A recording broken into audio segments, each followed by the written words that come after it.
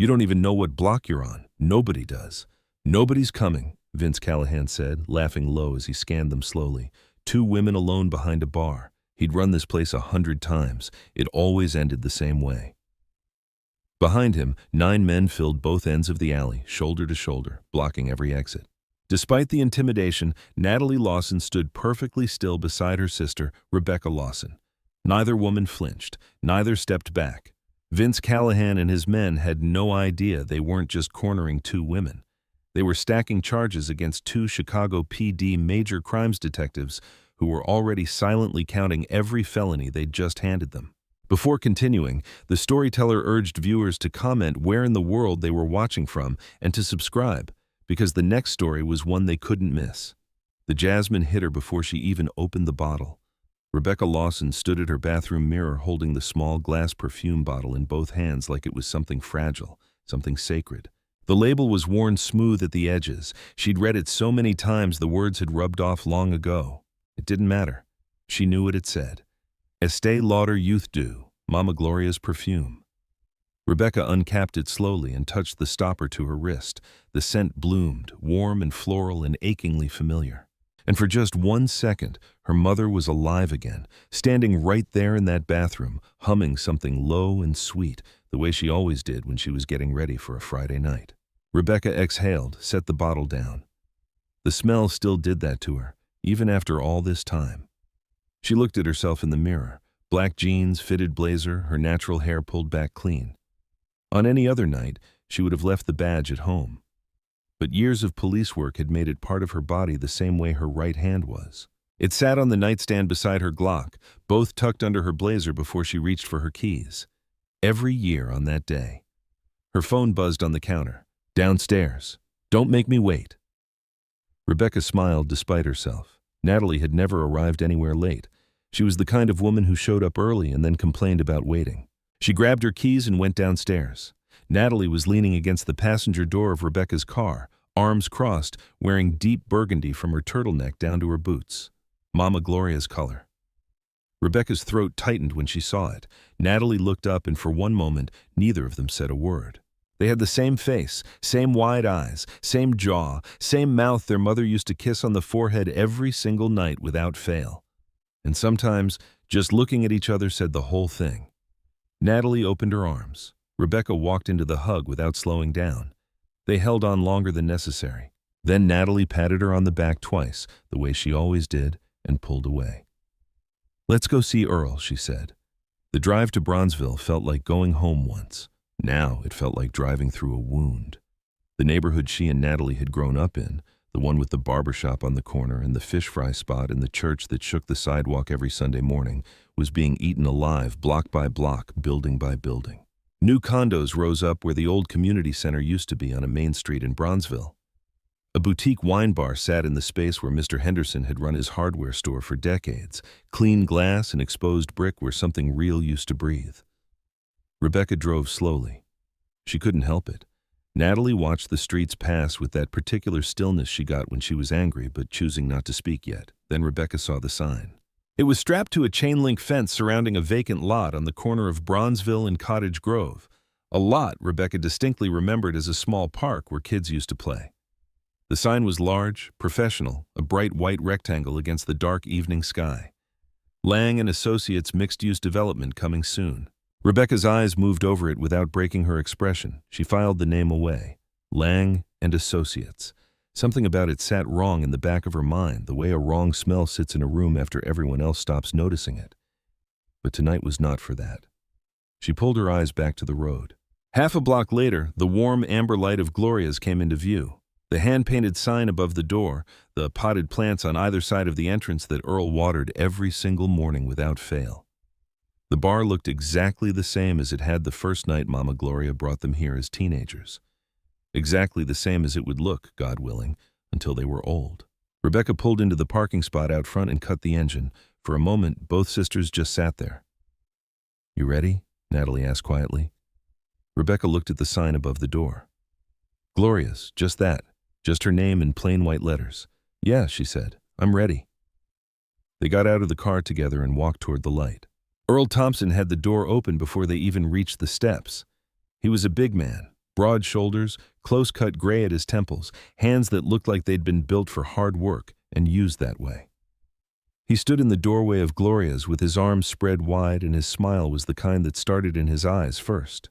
"There they are," he said. "My girls." Natalie walked straight into the hug. Rebecca was half a step behind.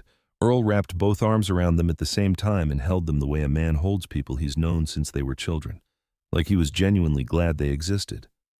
"Come in. Come in." He waved them through. I already poured. Inside, Gloria's was exactly what the world outside was not. The lighting was warm and low. Old wood paneling on the walls, framed photographs everywhere. Chicago through the decades, local jazz musicians, a few candid shots of regulars who'd been coming here since before Rebecca and Natalie were born. Etta James was playing through the speakers, just loud enough to feel, not so loud you had to raise your voice. 4 regulars sat at the bar. 2 couples shared a booth near the window. A man in the corner nursed something amber and read a folded newspaper like it was still the old days. Nothing had changed. That was the whole point. Earl led them to their usual table, the round one near the back, close to the wall, where Mama Gloria used to sit so she could watch the whole room at once. 2 glasses of Knob Creek bourbon were already waiting.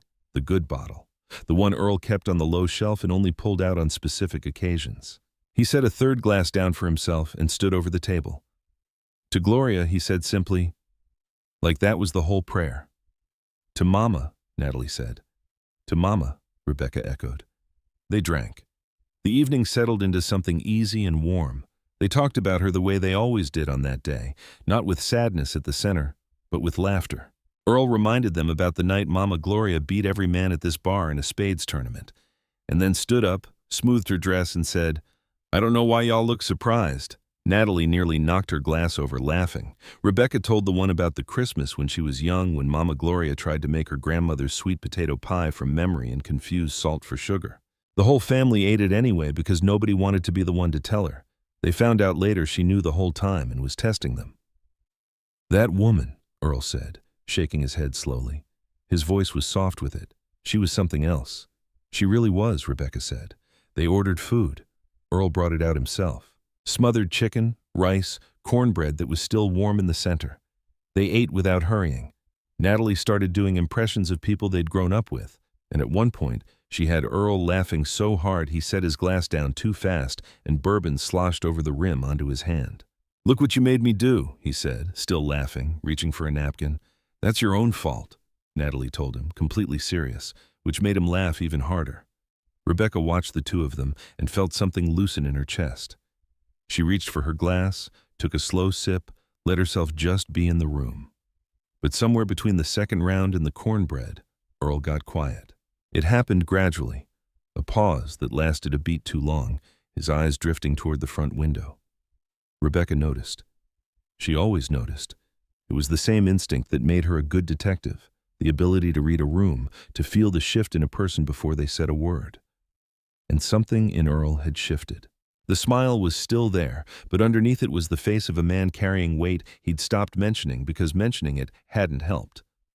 "2 more closed recently," he said eventually, not looking at them. Leon's barbershop and the flower shop on Cottage Grove that Miss Ellen had been running since long ago. He paused. Gone. The table went quiet. Natalie set her glass down. Rebecca said nothing. She didn't need to. She just let it sit there in the air between them because some things deserved that.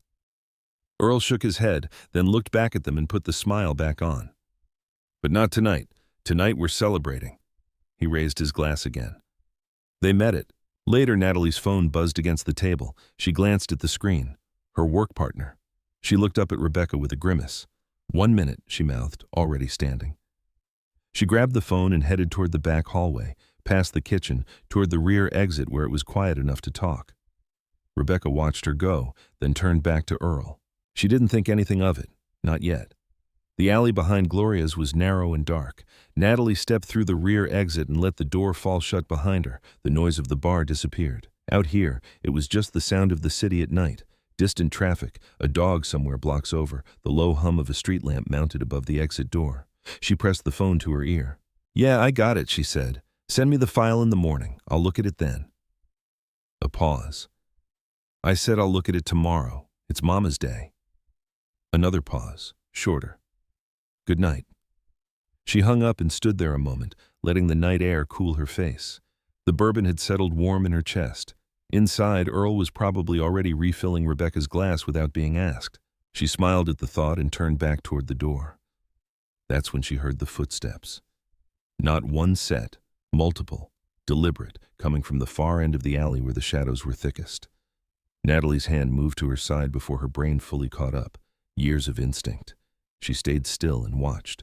3 men stepped into the edge of the light. They were not stumbling out of a bar. They were not taking a shortcut.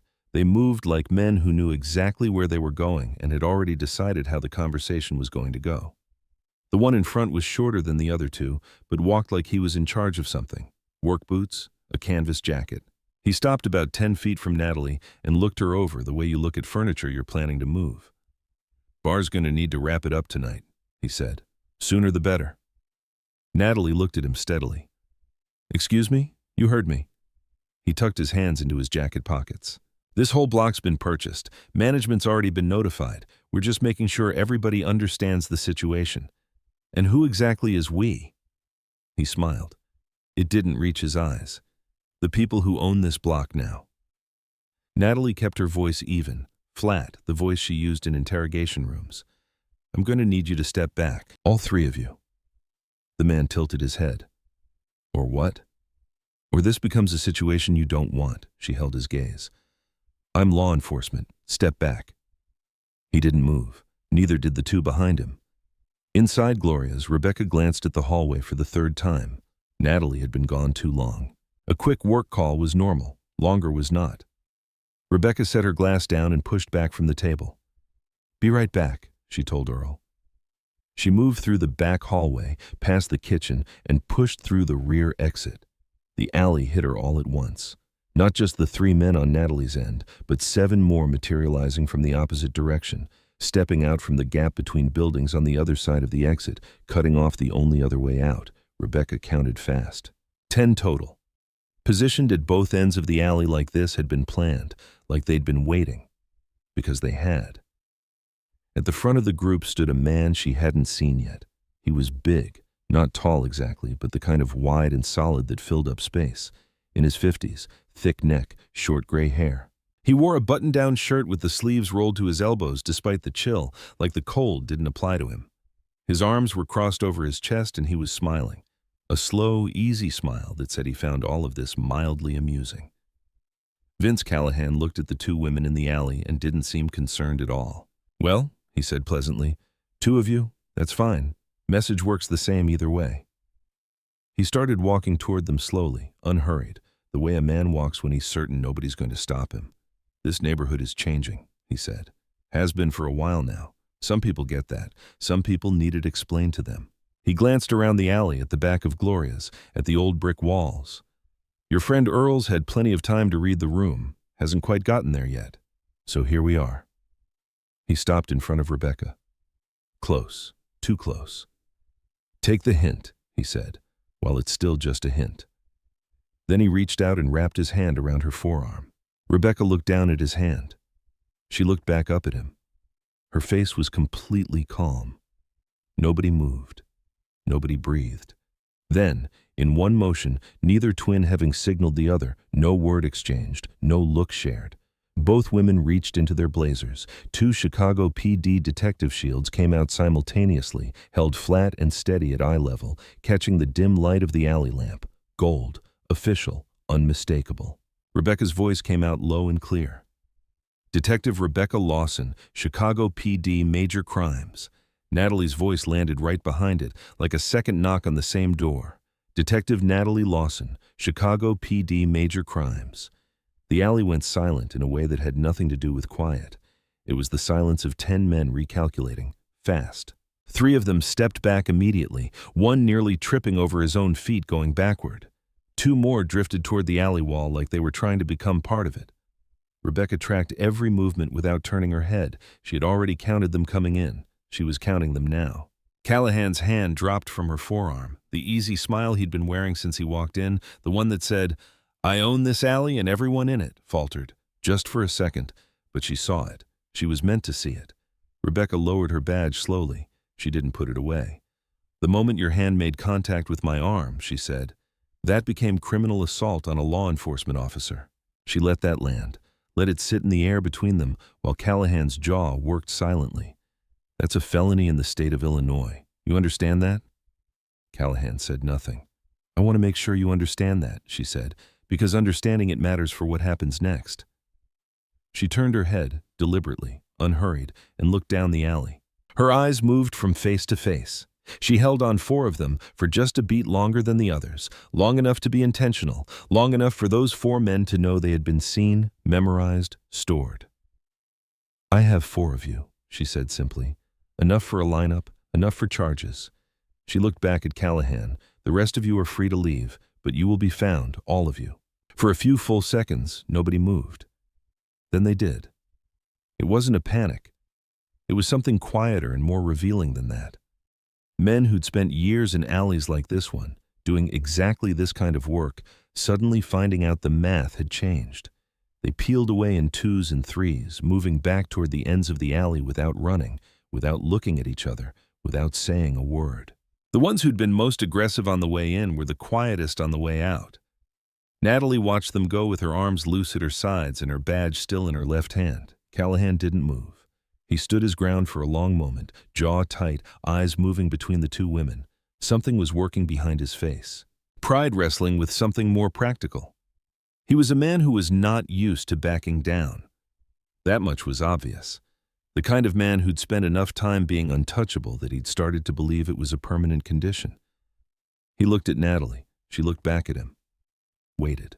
Then Natalie took 1 step forward, just 1. Slow and deliberate, like she had all the time in the world and nowhere else she needed to be. Callahan looked at her, then back at Natalie. Something shifted in his eyes, a decision being made, dressed up as something else. He uncrossed his arms, smoothed the front of his shirt. This ain't over, he said quietly. No, Natalie agreed. It isn't. He held her gaze for 1 more beat, then he turned and walked toward the far end of the alley, slow, like it was his idea. Like he was choosing to leave rather than being left with no other option. They watched him until he disappeared around the corner. Then the alley was empty. Natalie let out a breath that seemed to come from somewhere deep in her chest. She looked at her sister. Rebecca was still watching the spot where Callahan had turned the corner. Happy birthday, Mama, Natalie said. Rebecca turned to look at her, and then it hit them both at the same time. The absurdity of it, the release of it. All that adrenaline with nowhere left to go. And they started laughing, not polite laughter, real laughter. The breathless, slightly disbelieving kind that only comes after your body realizes it was braced for something that didn't happen. Natalie pressed a hand to her mouth. Rebecca shook her head. Come on, Natalie said finally, still catching her breath. Let's go tell Earl. They turned and walked back through the rear exit together, back into the warmth of the bar, back into the smell of good food and old wood. And Etta James still playing soft through the speakers. Behind them, the alley was quiet and still. For now. Earl looked at them when they came back through the kitchen hallway and knew immediately that something had happened. He set down the glass he was drying. What? He said. Natalie pulled out her chair and sat down. Rebecca sat across from her. They told him all of it. The 3 men at the far end of the alley, the 7 more cutting off the other side. Callahan, the hand on Rebecca's arm, the badges, all 10 men walking away. Earl listened without interrupting. His face moved through several things while they talked. Surprise, then recognition. Then something that looked uncomfortably close to shame. Not his own shame. The shame of a man who'd been carrying a secret he hadn't wanted to burden anyone with. 3rd time, he said quietly when they finished. Natalie went still. What? That's the 3rd time recently. He said, both hands flat on the table. Different men each time. Same message. First time it was 2 of them. Caught me locking up out back. Said the block was changing and I should think about my future here. He paused. 2nd time they followed my waitress, Kesha, young woman. Followed her all the way to her car after her shift. Just stood and watched her get in. Didn't say a word. Didn't have to. Natalie's expression hardened. I filed reports both times, Earl said. Went right down to the district precinct. Filled out the paperwork myself. He shook his head slowly. Never heard a single word back. Not one. The table was quiet for a moment. You should have called us, Natalie said. I know. He looked down at his hands. I didn't want to make it your problem, Earl. Natalie waited until he looked up at her. It already is. The evening ended without the lightness it had carried earlier. They stayed a while longer. Enough to finish what was in their glasses, enough to make sure Earl wasn't sitting alone with all of it. Natalie told him to document everything he remembered from both previous incidents, descriptions, anything said. She told him not to file another report with the district. She would handle the report herself soon after. As a law enforcement officer, which meant it couldn't be quietly set aside the way civilian complaints sometimes were. Earl nodded, walked them to the front door, hugged them both again at the threshold, longer this time. Nobody said happy birthday on the way out. Soon after Natalie was at her desk, she wrote the incident report herself, methodically, the way she'd written hundreds of them over her long career. The last many of those in major crimes, every detail precise. 10 individuals, 1 act of criminal assault by contact on a law enforcement officer, 4 individuals identified for potential lineup, ringleader identified by name, Vince Callahan. She noted the prior incidents reported by Earl Thompson, the lack of any follow-up response from the district, and the pattern of organized harassment targeting a black-owned business. She submitted it through the standard channel and flagged it for expedited review given the assault on a sworn officer. She went home, made coffee, waited. By midday, her phone rang. Captain Diane Harper, her direct supervisor, calling from the precinct on her personal line, which meant this was not a routine call. "Close your door," Harper said when Natalie answered. Then she seemed to remember Natalie wasn't at the precinct. "Where are you?" "Home." A pause. "Natalie, your report's been flagged." She set her coffee cup down. "Flagged by who?" "Deputy Commissioner Reed's office." Harper's voice was careful, measured, the voice of a woman choosing every word. "It's been marked for contextual review before any action is taken." Natalie knew exactly what that meant. She'd been a cop long enough to know what it meant.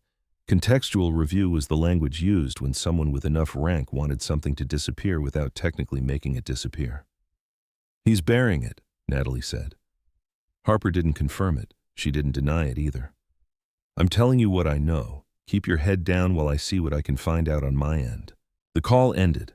Natalie sat at her kitchen table for a long moment, looking at nothing in particular. Then she picked up her phone and called Rebecca. Rebecca answered on the second ring. "They flagged the report," Natalie said. "Reed's office. It's already being buried." Silence on the other end. Then Rebecca's voice came back.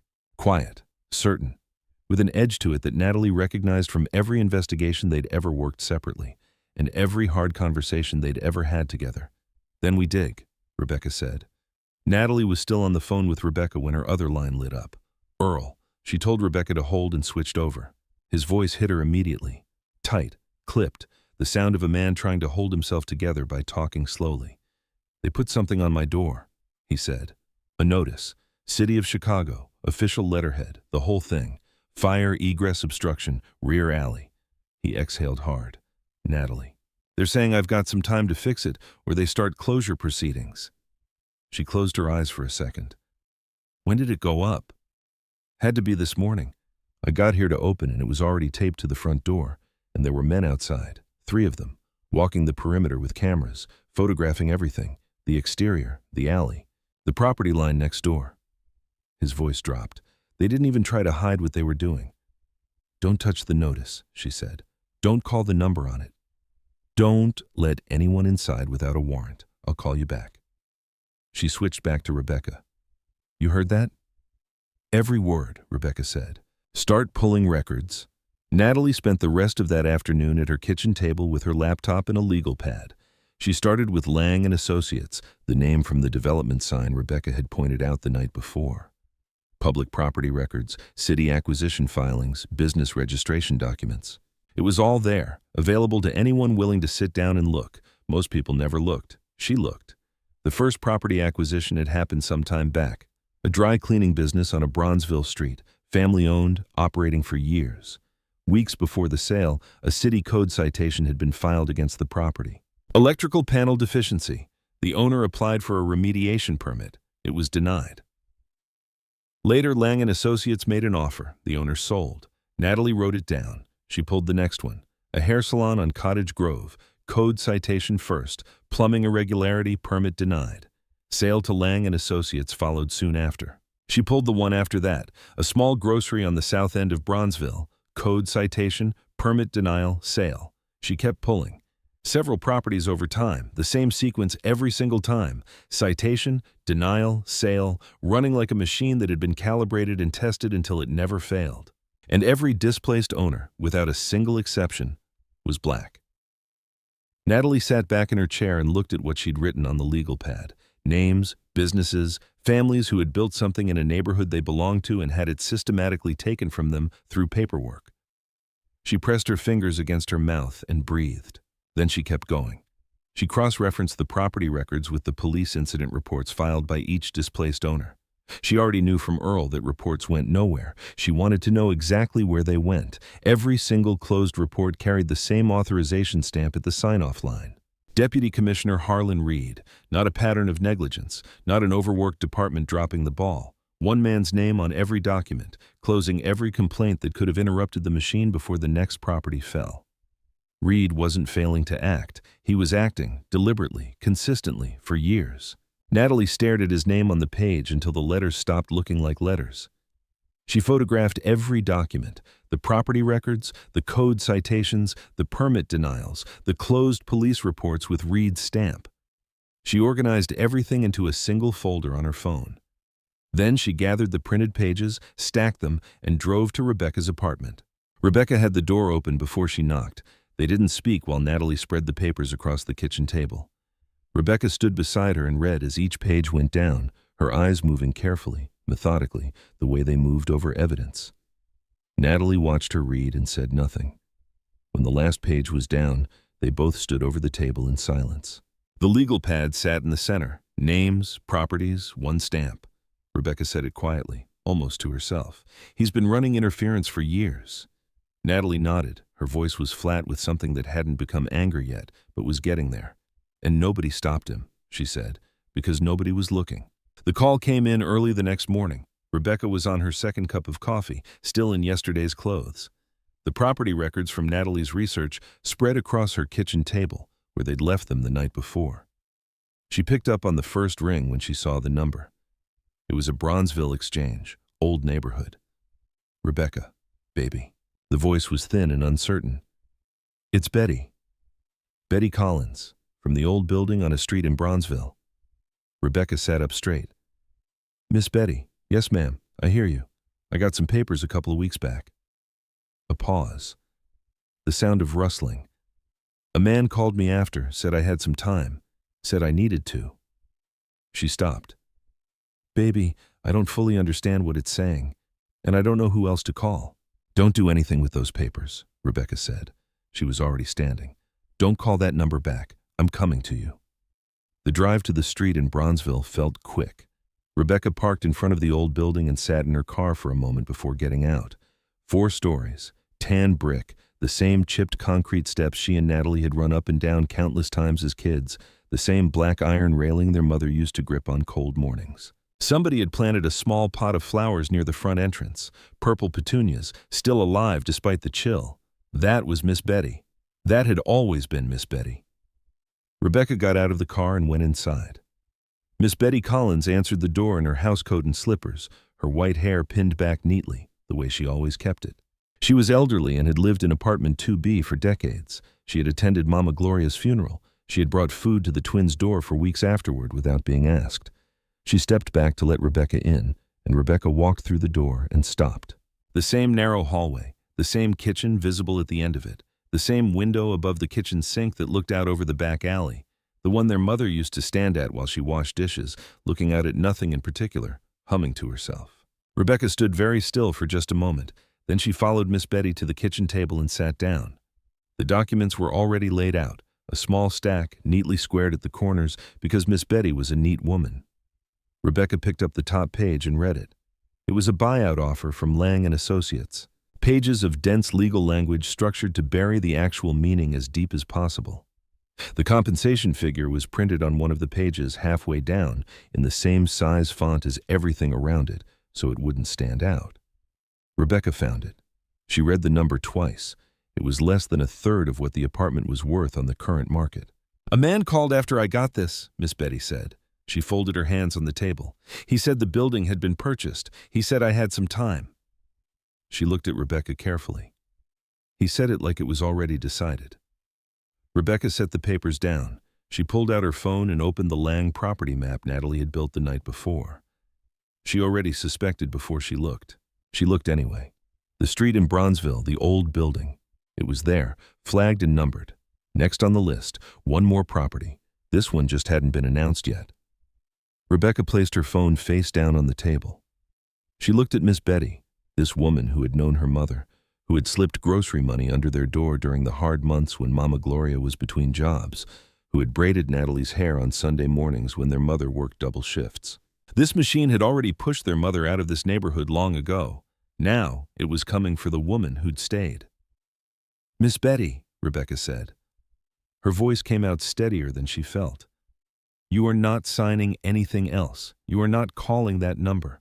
You are not opening your door to anyone you don't personally know." She held the old woman's gaze. "Do you understand me?"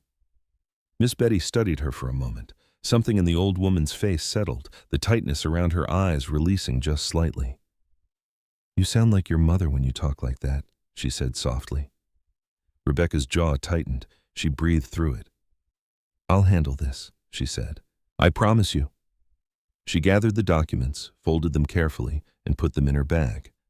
Then she sat with Miss Betty for a while, long enough to make sure she wasn't alone with it. Before she stood, kissed the old woman on the cheek, and walked back out through the narrow hallway, past the kitchen window, past the place where Mama Gloria used to stand. They divided the work the same way they'd divided everything since they were children. Rebecca took the documents. Natalie took the people. While Rebecca stayed at her apartment tracing the Lang LLC structure through its layers of shell companies, Natalie spent the next couple of days driving across Chicago with a list of names pulled from the property records. Several displaced business owners, several addresses, several front doors she intended to knock on. She started one morning. She finished the next evening. She recorded every conversation on her personal device with each person's explicit consent, stated clearly at the start of each recording, legally obtained, admissible. She took notes by hand as backup. By the sixth interview, her handwriting had gotten smaller and tighter without her noticing. The first was Danny Evans, who had run an auto shop on a Bronzeville street for years. He met Natalie at his kitchen table in the apartment he'd moved into after the sale, smaller than what he'd had on the other side of the city. Away from the neighborhood he'd spent his whole adult life in. He told it plainly. Several incidents of vandalism over some time, windows smashed, tools stolen, his compressor destroyed with something heavy. He filed police reports after each one. Nothing came of any of them. Then came the code citation. Then the permit denial when he tried to fix what the citation flagged. Then the offer from Lang and Associates, delivered by a man in a clean suit who sat across from Danny in his own shop and told him this was the best deal he was going to see. Danny sold. He didn't have another option left. Years, he said. He wasn't angry when he said it. That was the part that hurt most. He was just tired. "My father helped me build that lift with his own hands. We poured the concrete floor ourselves." He looked at the table. They put a wine bar in there now. The second was Nicole Franklin, whose hair salon on Cottage Grove had been denied a business renewal permit several times. Each denial citing a different technical irregularity, each one fixable. Each fix followed by a new reason. By the last denial, her lease had lapsed, her clients had moved on, and the offer from Lang was waiting like it had known exactly how long to be patient. The third was the Parks family, James and Helen, both older, who had run a sit-down restaurant called Magnolia's on the south end of Bronzeville for years. A city health inspector arrived unannounced on a busy lunch service and cited multiple violations. James had the receipts for every repair, every cleaning cycle, every equipment certification. The inspector took his documentation and left. The violations stood. The restaurant closed some time later. Helen Parks cried twice during the interview. James held her hand and stared at the wall. Natalie kept her voice even and her recorder running. By the time she reached the sixth interview, a woman named Carolyn Rhodes, who had operated a small bookshop on a Bronzeville street for years, Natalie was holding herself together by pure discipline. The details had stopped surprising her. That was its own kind of horror. She had heard this story enough times that she knew the shape of it before the person across from her finished a sentence. Citation, denial, harassment, offer, sale, several people, several versions of the same crime, committed with paperwork and patience and the absolute certainty that nobody was going to stop it. She sat in her car outside Carolyn Rhodes's apartment building for a long time after the final interview, several recordings saved, notes organized, hands resting in her lap. She thought about Danny Evans' father helping him pour the concrete floor. She thought about Helen Parks crying at her own kitchen table. She thought about Carolyn Rhodes showing her a photograph of the bookshop, the hand-painted sign above the door, the window display she'd arranged every single week for years. All of it gone, replaced, erased. She picked up her phone and called Rebecca. "Several testimonies," she said when Rebecca answered. "More properties now, counting Miss Betty's building. One man's stamp on every buried report." She paused, looking through the windshield at nothing. "But I found something else today. I was cross-checking district command history while you were working the LLC trail." Another pause. Longer this time. "Reed was the district commander here years ago, Rebecca." She heard her sister go completely still on the other end. "Mama Gloria filed a harassment complaint that year," Natalie said quietly, "against her landlord, right here in Bronzeville." She stopped. Reed's precinct closed it without any follow-up. The line was silent for a long moment. Then Rebecca said, "Send me everything." Rebecca didn't sleep. She lay on top of her bed covers fully dressed and stared at the ceiling until the room went from dark to gray to the pale, flat light of early morning. Then she got up, washed her face, and made the call.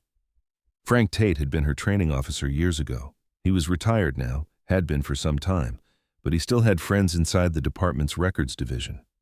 More importantly, he still had access credentials that nobody had gotten around to revoking. It wasn't something either of them discussed directly. It was just a thing that existed, like a spare key left under a mat for emergencies. "I need archived district records," she told him. "The local precinct in Bronzeville. Civilian complaint filed by a Gloria Lawson, their mother." "Lawson?" A pause on the line. "That's your mama?" "Yes." Another pause. Longer. "Give me some time." The documents arrived in her email as a scanned PDF, 2 pages. The scan quality was poor, the kind of faded, slightly crooked reproduction that came from old paper run through an overworked machine. But the words were legible. Rebecca printed them and sat down at her kitchen table. She read slowly. Mama Gloria had filed the complaint in the past. Rebecca was young that spring. She didn't remember any of this. Her mother had never mentioned it, not once. She read the complaint in her mother's own words, transcribed by whoever had taken it at the front desk, and the shape of it was horribly familiar. A landlord named some guy, sustained harassment over some period. Noise complaints filed against Mama Gloria's unit, fictitious ones, designed to build a paper record against her. False damage claims submitted to the building management company alleging her apartment had been deliberately damaged, an attempt to void her lease on those grounds. Mama Gloria had written down everything, date by date, incident by incident, in the precise and careful way of a woman who knew she was going to need proof. She had taken it to the Bronzeville District Precinct and asked them to intervene. The complaint was received, stamped and logged by the duty sergeant. Sometime later it was closed. Disposition, insufficient basis for police action, matter deemed civil in nature. Rebecca's eyes moved to the bottom of the page, the closing officer's name. Above it, the supervising commander's signature, required for all complaint dispositions. Commander Harlan Reed. She set the page down. She picked up her phone and opened the property records Natalie had compiled. She found the building on the street in Bronzeville, the one where they'd grown up, where Miss Betty still lived. She traced the ownership history backward. The building had been sold sometime after. She found the buyer, not Lang and Associates, a company called Bronzeville Capital Holdings, LLC. She ran that name against the Lang corporate filings Rebecca had spent days untangling. It took her some time to find it, buried 3 layers deep, a dissolved predecessor entity absorbed into Lang's structure later. The landlord who had harassed Mama Gloria out of her home had sold to a company that was the direct ancestor of Lang and Associates. The machine wasn't new. It was much older, and Harlan Reed had been covering for it the entire time. Rebecca drove to the city records archive on her own, in her personal car. She sat in the parking lot for a while before going in. Inside, she requested the district command logs from the Bronzeville precinct between some years in the past. The clerk took time to pull them. Rebecca sat in a plastic chair and waited without moving. She found more buried complaints in that period. Different landlords, different addresses, all in Bronzeville, all filed by black residents reporting harassment, all closed within weeks of being received, all signed off by Reed. Several complaints, several closures, several properties that changed hands within a year of each closure, all eventually absorbed into what would become Lang & Associates' portfolio. Reed hadn't stumbled into this arrangement. He had been part of it from the beginning. A career built on burying the voices of an entire neighborhood, one complaint at a time, so that a machine could quietly consume everything those people had built. He had done it to strangers. He had done it to her mother. Rebecca walked back to her car and sat in it. The afternoon sun was going down over Bronzeville, turning the sky above the half-demolished skyline a deep bruised orange. She sat with her hands in her lap and looked at it for a long time. She didn't cry. She had passed the point where crying was what the feeling wanted. Eventually, she started the car and drove to Natalie's apartment. Natalie opened the door and looked at her sister's face. She didn't ask any questions. She didn't say a single word. She just stepped back and let her in. Natalie made coffee while Rebecca talked. She stood at the kitchen counter and listened without interrupting while her sister laid it out. Reed's signature on more buried complaints going back years, the predecessor company that connected the harassment of Mama Gloria to the Lang portfolio, years of the same machine running under different names with the same man covering its tracks. When Rebecca finished, the kitchen was quiet except for the coffee maker. Natalie poured 2 cups and set one in front of her sister. "We can't take this inside the department," she said, "not through the normal chain." "No," Rebecca agreed. "But there's one person we can take it to." They requested a private meeting with Captain Diane Harper the following morning. Harper cleared her afternoon calendar without asking why. She met them in her office with the door shut and the blinds angled down, and she listened the way a good commanding officer listens, without her face giving away what she was thinking, without interrupting, without reaching for her phone. They laid everything on her desk: the property records, the LLC structure, the acquisitions, the victim testimonies, the cross-referenced police reports with Reed's authorization stamps, the Mama Gloria complaint, the additional buried complaints from the archive going back years. All of it, organized, documented, and sourced. Harper looked at the last page for a long moment after they finished talking. Then she looked up. "I have a contact in internal affairs," she said. "Deputy Chief Norman Darwin. He operates on a separate chain of command from Reed, reports directly to the commissioner's office, not through the deputy commissioner track." She paused. "If I go to Darwin directly, Reed doesn't see it coming until it's already moving." "How fast can you get to him?" Rebecca asked. "Soon," Harper said. Darwin reviewed the preliminary package that same afternoon and called Harper back within hours. It was actionable, clearly and immediately actionable. He placed an informal administrative hold on Earl's code violation proceedings while the inquiry was formally opened, meaning the closure clock stopped. He also issued a notice to the district that Vince Callahan was to be brought in for questioning regarding the assault on 2 sworn officers. Callahan arrived at the precinct the next morning with a lawyer. The lawyer was expensive. The kind of expensive that meant a 3-piece suit on a weekday and a leather briefcase that probably cost more than most people's monthly rent. He arrived within the hour of Callahan being notified, which told Rebecca everything she needed to know about who had been called first. She watched the questioning through the observation glass with her arms folded. Callahan sat across the table from the interviewing detective with the particular stillness of a man performing calm rather than feeling it. He answered every question with 3 words or fewer. His lawyer interrupted when anything approached specificity, but Callahan's eyes moved to the mirror, to the door, to his lawyer's face, in the small, involuntary way of a man who understood that something had shifted and was still calculating how much. He wasn't comfortable. That was enough for now. That evening, the twins drove to Gloria's. Earl already knew about the hold on the code violation. Harper's office had notified him directly. When Rebecca and Natalie walked through the door, he was standing behind the bar with the good bourbon already out and 3 glasses lined up. He didn't say anything when they came in. He just poured. They sat at their usual table, the round one near the back, close to the wall, and Earl brought the glasses over and pulled up a chair, and the 3 of them sat together in the warm, low light of the bar while Etta James played through the speakers the same way she always had. Earl raised his glass. "To the women who didn't let it go," he said. Natalie laughed, a real one, loose and relieved. She touched her glass to his and then to Rebecca's and drank. The tension that had been sitting in her shoulders for some time seemed to drop a fraction of an inch. Rebecca watched her sister laugh and Earl smile and let herself, just for a moment, believe that the worst of it was behind them. She picked up her glass, She hadn't quite brought it to her lips when her phone buzzed against the table. She looked at the screen. Captain Harper.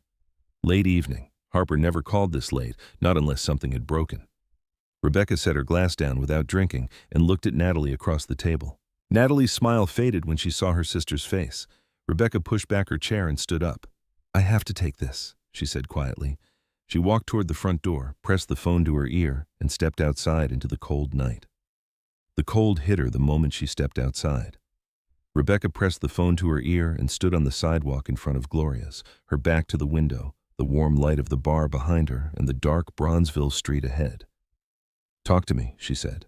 Harper's voice was controlled, tight in the way of someone who had already processed their own reaction and was now delivering information as cleanly as possible.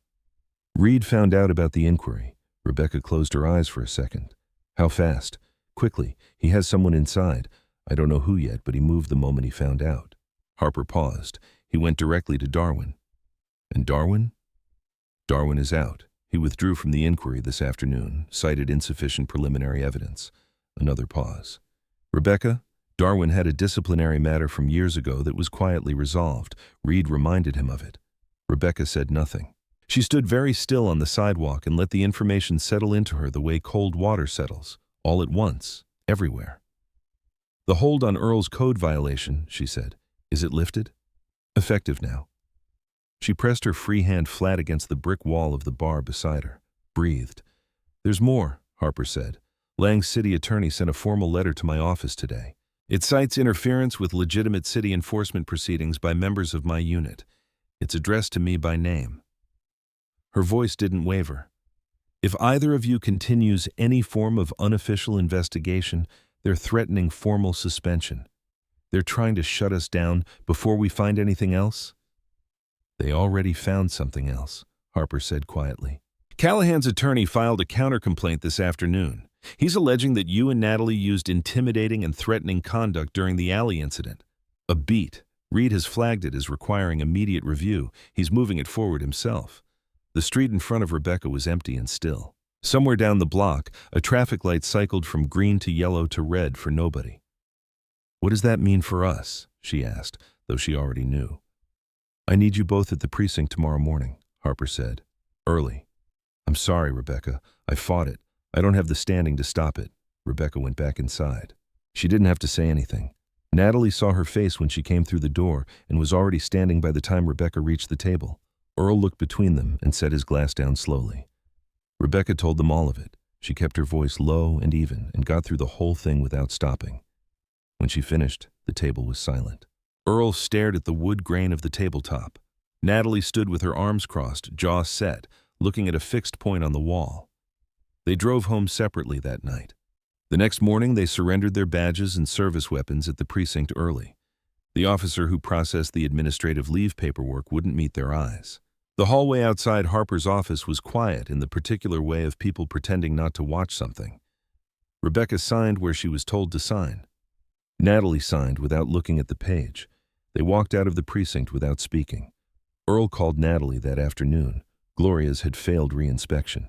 A city inspector, not the same one who had conducted the previous inspection, a different name entirely, one that didn't appear anywhere in the district's regular rotation, had walked the property that morning and cited several violations. Some of them were items that had not been cited in any previous inspection in the bar's long operating history. The closure clock was gone. Earl now had less time to remediate or face immediate city seizure proceedings. Natalie sat in Rebecca's apartment and looked at her phone after the call ended. She didn't move for a while. Then Miss Betty called. Her voice was barely above a whisper. Lang's lawyers had come to her apartment that afternoon. Two of them with a revised document and a city official she didn't recognize. They told her the building was going to be cited for structural violations regardless of whether she signed. They told her if she didn't sign voluntarily, she would be relocated without compensation to temporary housing on the other side of the city. They told her she didn't have a choice. Miss Betty had signed. That evening, Natalie sat on the floor of Rebecca's apartment with her back against the couch and her knees pulled up.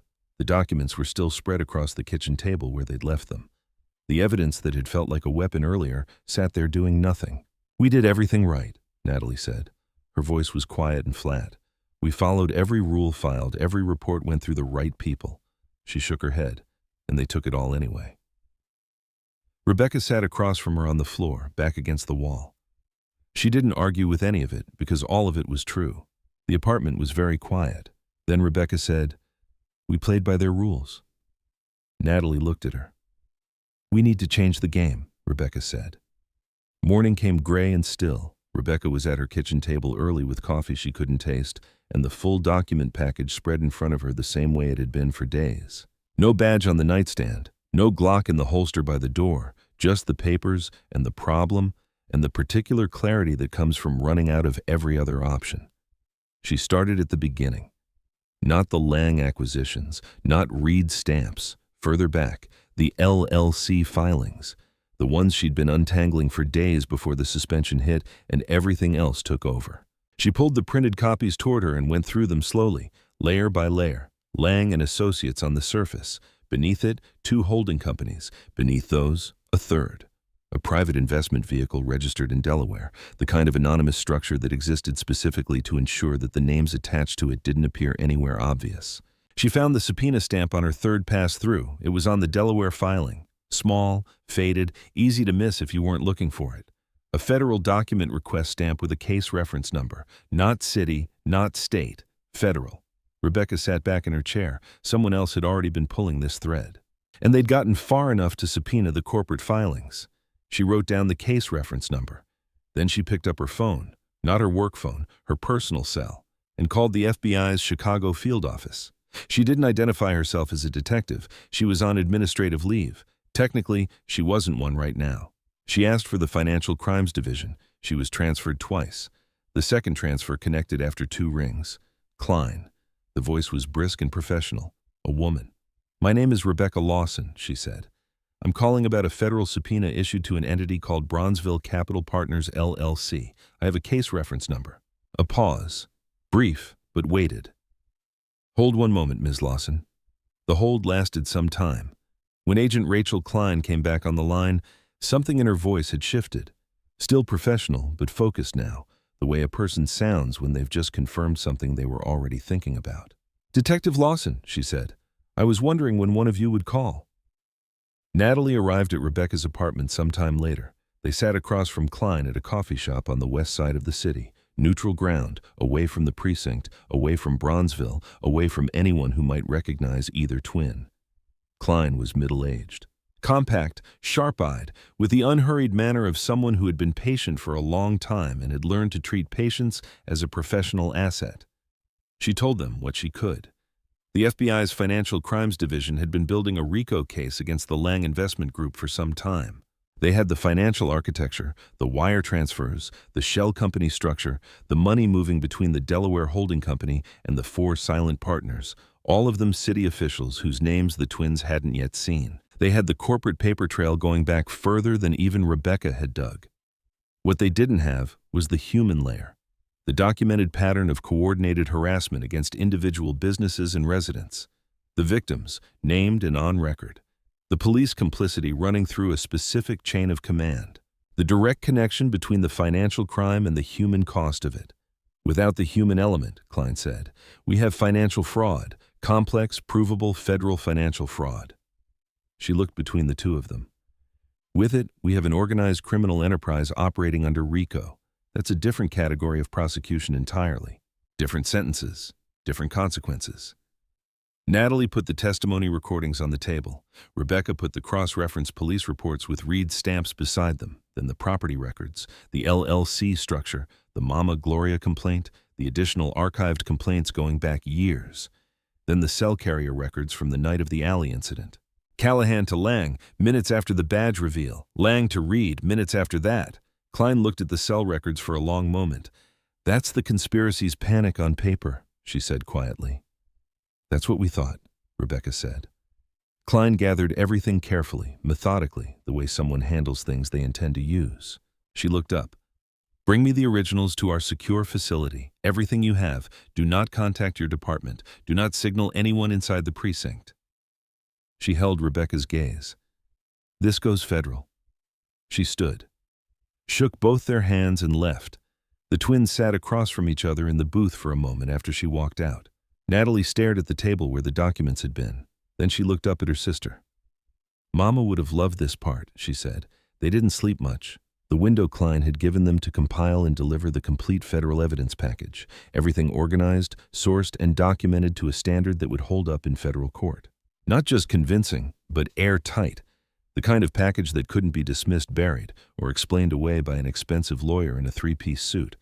They worked from Rebecca's apartment, blinds down, burner phones only, 2 prepaid cells purchased with cash from a convenience store on the west side, nowhere near Bronzeville. No contact with anyone inside the precinct, no calls on their personal lines about anything related to the case. Rebecca took the documents, Natalie took the testimony files. They worked at opposite ends of the kitchen table the same way they'd studied for exams as teenagers.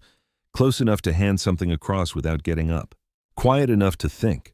Rebecca built the documentary package from the ground up. She organized the property records chronologically.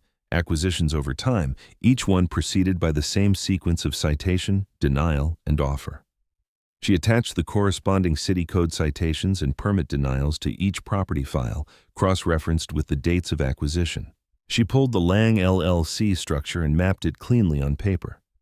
The public company at the surface, the 2 holding companies beneath it, the Delaware investment vehicle at the base, and the 4 silent partners whose names appeared in the federal filings Klein had already obtained.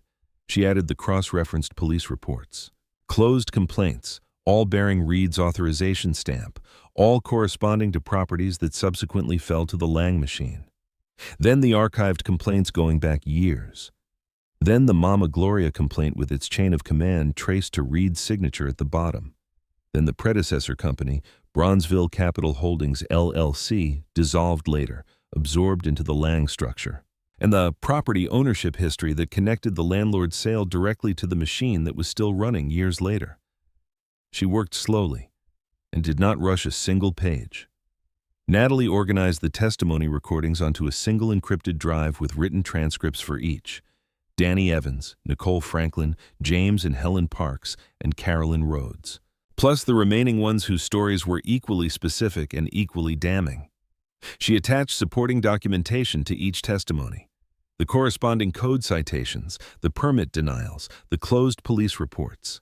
She wanted each victim's experience to be traceable from the first letter they received to the moment they signed away what they'd built. She also typed written statements for herself and Rebecca, the night of the alley, the badges, Callahan's hand on Rebecca's arm, the subsequent report, and its immediate burial.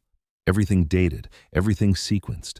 Then she made a call. She reached out to a former colleague, a detective named Andre Mills, who had transferred to the city's telecommunications unit years prior. She'd worked cases with him. She trusted him the way you trust someone you've seen make a hard call correctly under pressure. She kept the call brief and indirect. She asked whether, hypothetically, carrier records tied to specific numbers on a specific night could be obtained through a standard interdepartmental records request that wouldn't pass through the deputy commissioner's office. Andre called her back soon. The records were in her email. She printed them and laid them on the table. Callahan's cell to Lang's personal number. Minutes after the twins had raised their badges in the alley, Lang's personal number to Reed's cell. Minutes after that, 3 calls, 3 men. The entire machinery of the cover-up captured in a carrier log, time-stamped and traceable. Rebecca looked at the printout for a long moment. They panicked, she said, and they documented it themselves, Natalie said. On the final evening, they packed everything into a sealed document case and drove to the FBI's secure intake facility on the north side of the city. Klein met them in the parking structure, signed the chain of custody forms herself, and took the case from Rebecca's hands with both of hers. She stood under the parking structure's overhead light and reviewed the cover document. Her eyes moved down the page without rushing. When she reached the bottom, she looked up. "This is enough," she said. "We move soon." She shook both their hands, firm, brief, certain. The twins drove home through the dark city without speaking. Natalie watched the Bronzeville buildings pass outside the window, the half-demolished skyline, the development signs, the last few lights still burning and the last few businesses that hadn't been swallowed yet. "Mama would have loved this part," she said softly. Rebecca kept her eyes on the road. "She's going to love the next part more," she said. The burner phone buzzed early one morning. Rebecca was already awake. She'd been lying on top of the covers the same way she had every night this week, not quite sleeping, not quite not. She picked up the phone and looked at the screen. 2 words from Klein's number. "It's today." She sat up, swung her legs off the bed, texted Natalie before she stood. "Turn on the news." All of it. They watched from Rebecca's apartment. The first report broke on the local Chicago affiliate. A live shot from a reporter standing outside Councilman Victor Lang's downtown office building on a main street. Several dark FBI vehicles were parked along the front curb. The reporter was saying something about a significant federal law enforcement action. The camera caught two agents in blue windbreakers moving through the building's glass lobby doors. Natalie stood in the middle of the living room with her arms folded and her eyes fixed on the screen. Rebecca sat on the edge of the couch and said nothing. Earlier that morning, Klein told them later, Councilman Victor Lang had been arrested at his desk. His assistant had tried to intervene and been calmly redirected by a federal agent.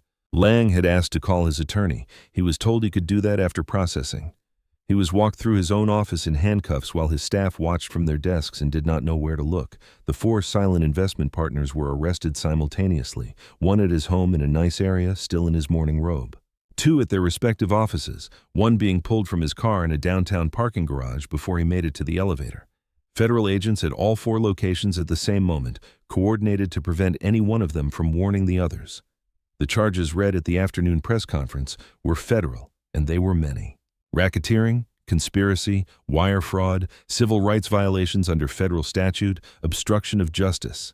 Callahan's arrest had happened early morning, 1 minute before Klein's text to Rebecca, which meant Klein had sent the message the moment the first cuffs went on. Callahan lived in a house in the city with a two-car garage and a security light above the front door that flickered on when the FBI vehicles pulled into his driveway. He answered the door himself, probably expecting something else, a neighbor, and opened it to find 4 federal agents on his porch in the gray pre-dawn light.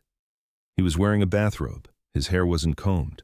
Without the rolled sleeves and the crossed arms and the 10 men arranged behind him, Vince Callahan was just a middle-aged man standing in his own doorway trying to process information his brain didn't want to accept. He didn't say anything when they told him why they were there. He put his hands out. They cuffed him on his own doorstep in his bathrobe, and the security light above the door hummed and flickered the whole time, and not one of his neighbors came outside to watch. Deputy Commissioner Harlan Reed was arrested at the precinct later that morning. He had arrived for work at his normal time, parked in his designated spot, and walked into the building with his coffee the way he had for years as deputy commissioner. He made it as far as the third-floor hallway before the federal agents stepped out of the stairwell. The hallway was not empty. Officers who had worked under Reed for years were at their desks in the corridor, moving between offices. They stopped when they saw the agents. They stopped when they saw the handcuffs. The building went quiet in a way that a building full of law enforcement officers goes quiet, not with surprise exactly, but with the weight of something that cannot be taken back once it has been seen. Reed walked out in handcuffs past every one of them. Captain Diane Harper was standing in the hallway outside her office. She watched him walk past. She didn't speak. She didn't look away. She stood very straight with her hands at her sides, and she watched Harlan Reed walk the length of that hallway and through the door at the end of it. And her face held the steady, composed expression of a woman who had waited a long time for something to be true and was now watching it become true in front of her. By evening, the story was national. The federal complaint was read publicly at a press conference. Businesses named, families named, every displaced person listed as a documented victim of a coordinated criminal enterprise. Natalie watched the news anchor read Earl Thompson's name from the federal complaint. She exhaled slowly, long and deep and complete, the way you exhale when you've been holding something for so long you'd forgotten what it felt like not to. "They're in the record now," she said. "Every single one of them." Rebecca looked at her sister across the dim living room. "Every single one," she said. The misconduct complaint disappeared before the week was out. No formal withdrawal, no press statement, no acknowledgement that it had ever been filed. It simply ceased to exist in the way that fabricated things cease to exist when the people who fabricated them are in federal custody and no longer in a position to protect their own paperwork. The summons came on a morning. Both twins, the precinct, morning time. The new acting deputy commissioner was a woman named Carolyn Hayes, who had spent years in financial crimes before moving into administration. She was older, gray-haired, and spoke with the measured precision of someone who had testified in federal court enough times to understand that every word is a choice. She returned their badges and service weapons across a conference table soon after. She did it without ceremony and without excessive apology, which Rebecca respected more than either would have felt genuine. Captain Diane Harper stood at the side of the room. When the badges were back in their hands, Harper stepped forward and read into the official departmental record, slowly, clearly, with every word landing where it was meant to land, that Detectives Rebecca and Natalie Lawson had acted with integrity and professionalism throughout the entirety of the preceding weeks. That the counter-misconduct complaint filed against them had been a deliberate retaliatory fabrication, coordinated through a chain of command that was now the subject of federal prosecution. That the department was formally recommending commendations for both detectives, effective immediately pending commissioner approval. The commissioner approved them by end of business that day. The following week, a city inspector from the Office of Independent Oversight, a department that operated entirely outside the chain that Reed had corrupted, conducted a full retroactive review of Gloria's code violations. Every single one was found to be fabricated. The citations had been written against conditions that either didn't exist or had never previously been considered violations in the bar's long operating history. The inspector's written report used the word manufactured twice.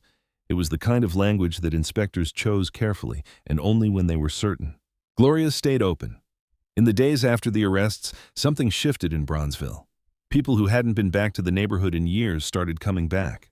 Old regulars appeared at the bar on weeknights like they'd never left. A woman drove from the other side of the city because she'd seen Earl's name read from the federal complaint on the evening news and wanted to sit somewhere that felt like something real. Earl hung a new photograph behind the bar. He'd found it in a box he kept in the back office, a print he'd had made years ago and never put up because he couldn't decide where it belonged. It was a photograph from the past. Mama Gloria, young, laughing at something outside the frame, one hand raised mid-gesture. Beside her, two little girls, young, identical, both in matching yellow dresses, both looking up at their mother with the complete and uncomplicated adoration of children who don't yet know that the world is complicated. He hung it behind the bar on the wall where everyone could see it. Miss Betty's contract was voided days after the arrests. The Federal Review found it exactly what it was, signed under documented duress without adequate independent legal representation in direct response to coercive threats made by agents of a criminal enterprise. The contract was nullified. The building in Bronzeville remained in the hands of its residents. Miss Betty remained in apartment 2B. On a quiet afternoon, the twins came by with groceries. 2 bags each, the heavy kind, the kind their mother used to carry up those same stairs when they were small. Miss Betty opened the door and made a sound that wasn't quite a word and pulled them both inside. They sat at her kitchen table. The same window above the sink, the same narrow hallway behind them. Miss Betty reached across the table and took both their hands in hers, one twin on each side, and held them without saying anything for a long moment. Because some things are too large for words, and the people who love each other well enough know that. That evening, late, after the crowded Glorias had thinned and Earl had started wiping down the bar and the music had dropped to something low and easy, the twins slipped out the rear exit. The alley was the same narrow walls, same dim overhead light mounted above the door, humming its low electric hum. Same brick, same shadows at both ends where 10 men had once stood and believed they had already won. Natalie looked around slowly, taking it in. 10 of them, she said. Rebecca looked at her sister, at the face that was her face, at the burgundy she still wore, the same shade as the night this all started. And they never saw us coming, she said. Neither of them moved for a moment. They just stood there in the quiet alley in the city at night, 2 daughters, 2 detectives, still standing in the place where someone had decided they could be made to disappear. Then, from inside the bar, music drifted through the closed door. Something old, something slow and warm and unmistakable. Mama Gloria's favorite song. Natalie reached back and pushed the door open. The warm light spilled out into the alley, and with it, the smell of good food and old wood and people who had come back to a place that was still there. She stepped inside. Rebecca followed. The door swung shut behind them, and the alley was quiet and still and empty, the way it was always going to end up.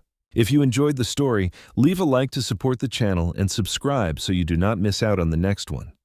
On the screen, there are 2 special stories picked just for you. Have a wonderful day. In the end, what stayed with Rebecca and Natalie wasn't the badges, the arrests, or even the moment 10 men melted away into the shadows of that dark Chicago alley. What remained was something far deeper and more powerful, the quiet, unbreakable truth that courage doesn't always roar. Sometimes it shows up as two sisters standing back to back in the cold, refusing to let go of what their mother built and what their community deserved. This story teaches us that real justice often begins not in courtrooms or with flashing lights, but in the stubborn love that refuses to stay silent when the people and places we cherish are being quietly erased. It reminds us that when systems fail and voices are buried under paperwork and fear, the most powerful weapon we still have is each other. Family, memory, and the fierce determination to keep showing up, even when the odds feel impossible. Mama Gloria's perfume, Earl's warm bourbon, and that old photograph on the wall all whisper the same lesson. The things worth fighting for are rarely loud or easy, but they are always worth every risk, every tear, and every late-night conversation that ends with the words, "Then we dig." Never underestimate the strength that lives in ordinary people who simply refuse to look away. If this story touched something deep inside you, if it made you think about your own family, your own neighborhood, or the quiet battles worth fighting, drop a comment below and tell me, what's one thing in your life that you refuse to let be taken away? And if you want more stories that celebrate resilience, truth, and the power of standing together, hit that subscribe button and turn on notifications. I can't wait to share the next one with you. Thank you for being here. Your support means everything.